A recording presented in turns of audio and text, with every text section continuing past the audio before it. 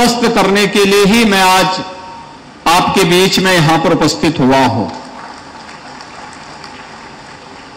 आज प्रातः काल ही मैंने जौनपुर में आकर के यहां पर स्वर्गीय उमानाथ सिंह मेडिकल कॉलेज का निरीक्षण किया है। जौनपुर में नवनिर्मित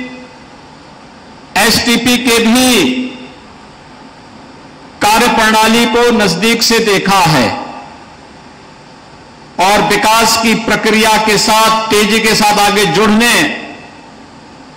और साथ ही साथ प्रधानमंत्री जी के आत्मनिर्भर भारत के लक्ष्य को प्राप्त करने की दिशा में किए जाने वाले प्रयास को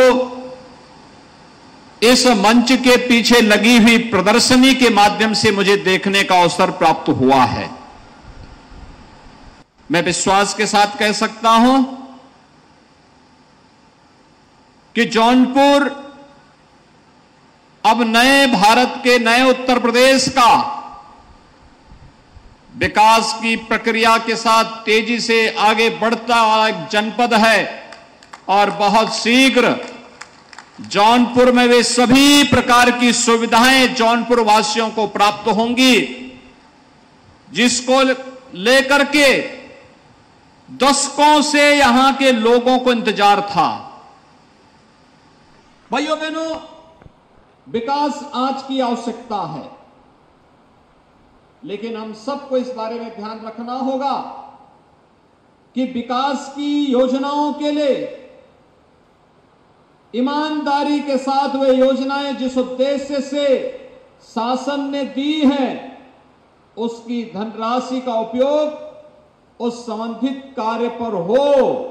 इस पर भी उतना ही ध्यान दिए जाने की आवश्यकता है। अन्यथा जिस प्रकार के रैकेट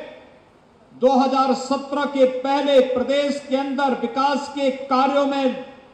घुन की तरह लग करके पूरी व्यवस्था को खोखला बनाने का कार्य कर रहे थे, उसका परिणाम जग जाहिर है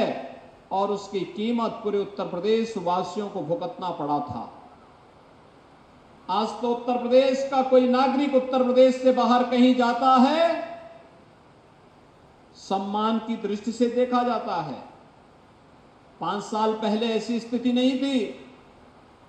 5 साल पहले जब आप एक यहां के नौजवानों को, यहां के नागरिकों को